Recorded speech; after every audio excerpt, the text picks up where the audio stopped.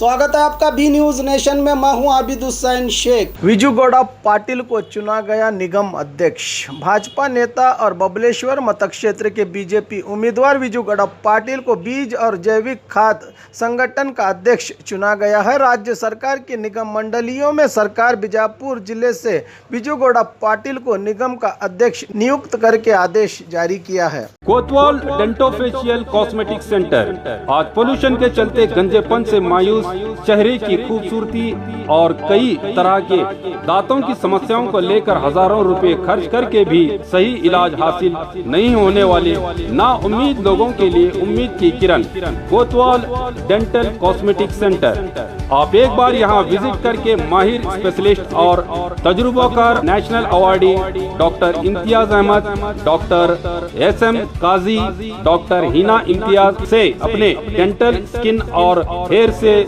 जुड़े प्रॉब्लम्स को दूर करके जिंदगी को हसीन बना सकते हैं। इनका पता Roshan complex opposite BSNL office, MG road, Bijapur. और खबरों के लिए देखते रहिए बी न्यूज नेशन।